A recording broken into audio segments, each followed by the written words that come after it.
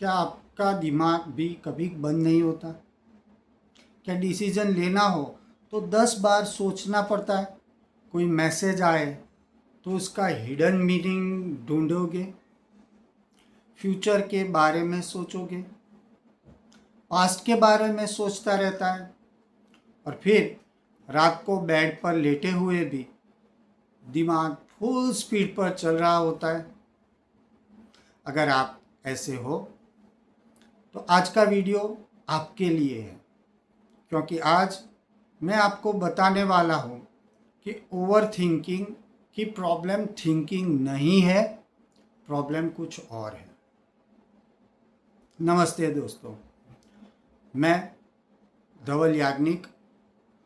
और एक टाइम था जब मुझे लगता था कि मैं बस ज़्यादा सोच रहा हूँ और कुछ नहीं।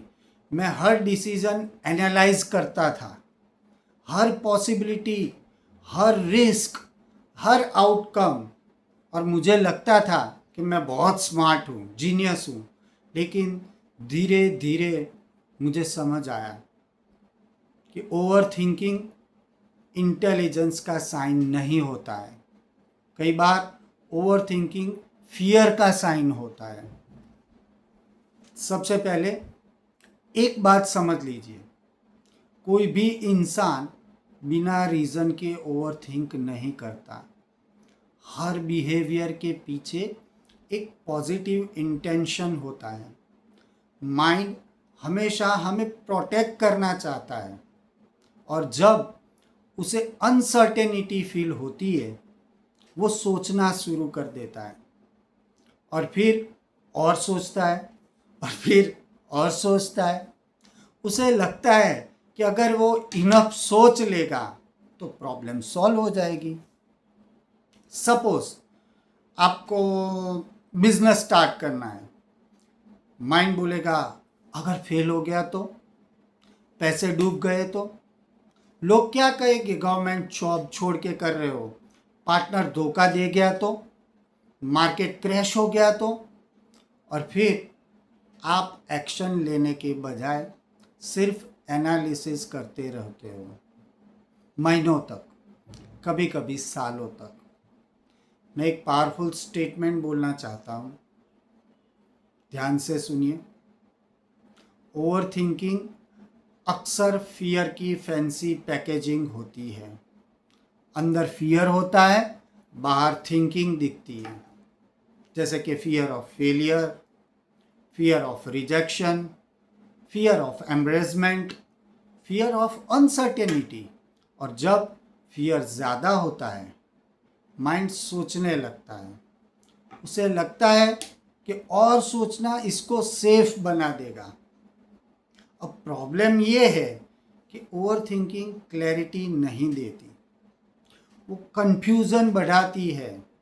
एक थॉट दूसरा, दूसरा फिर तीसरा लाता है, तीसरा चौथा लाता है, और कुछ ही मिनट में आपका माइंड एक जंगल बन जाता है। और फिर इंसान बोलता है मुझे समझ नहीं आ रहा, क्या करूं। एक्चुअली प्रॉब्लम ये नहीं है कि आंसर नहीं है, प्रॉब्लम ये है कि थॉट्स बहुत ज़्यादा है। मैं आपको अपनी लाइफ का एक एग्जांपल देता हूँ। जब मेरी लाइफ में फेलियर्स आए, मैं हर चीज़ के बारे में ओवर थिंक करता था। मैं फेलियर के बारे में सोचता रहता था, मैं पास्ट को रिपीट करता रहता था, मैं हर पॉसिबिलिटी को कैलकुलेट करता रहता था।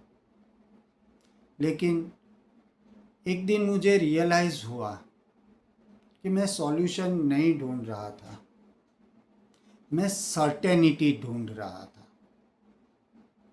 और लाइफ में सर्टेनिटी कभी नहीं मिलती। तो सॉल्यूशन क्या है? क्या पॉजिटिव थिंकिंग ही? नहीं।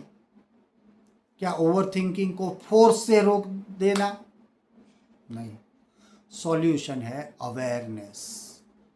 जब भी आप ओवर थिंक कर रहे हो, खुद से एक सवाल पूछो, मैं प्रॉब्लम सॉल्व कर रहा हूँ या मैं फियर को कंट्रोल करने की कोशिश कर रहा हूँ? ये एक पावरफुल क्वेश्चन है। मैं आपको एक सिंपल टेक्निक 3 स्टेप टेक्निक देता हूँ। फर्स्ट स्टेप, नोटिस कीजिए। बस नोटिस करो कि आप ओवर थिंक कर रहे हो। Step 2, name it. खुद से बोलो ये ओवर थिंक है। Step 3, take one small action, क्योंकि एक्शन क्लैरिटी लाता है, थिंकिंग नहीं। एक्शन। बिजनेस स्टार्ट करना है, 100 वीडियो मत देखो, एक कॉल करो, थोड़ी रिसर्च कर लो, एक स्टेप लो। रिलेशन इम्प्रूव करना है, 100 सिनारियो इमेजिन मत करो, एक ऑनेस्ट कन्वर्जेशन करो। हेल्थ इम्प्रूव करना है, परफेक्ट डाइट प्लान या जिम प्लान मत बनाओ, 10 मिनट के लिए वॉक कर लो। लाइफ का एक रूल है, एक्शन क्लैरिटी क्रिएट करता है, जबकि थिंकिंग पॉसिबिलिटी क्रिएट करता है। और अगर आप सिर्फ पॉसिबिलिटी में जीते रहोगे तो लाइफ कभी रियलिटी नहीं बनेगी। दोस्तों, आपका माइंड दुश्मन नहीं है, वो आपको प्रोटेक्ट करने की कोशिश कर रहा है, लेकिन कभी कभी प्रोटेक्शन ही प्रिजन बन जाती है, और इस प्रिजन का नाम है ओवर थिंकिंग। आज से परफेक्ट डिसीजन लेने की कोशिश मत करो, बस नेक्स्ट स्टेप लो और ट्रस्ट करो कि क्लैरिटी रास्ते में मिलेगी, क्योंकि क्लैरिटी एक्शन के बाद आती है, एक्शन से पहले नहीं।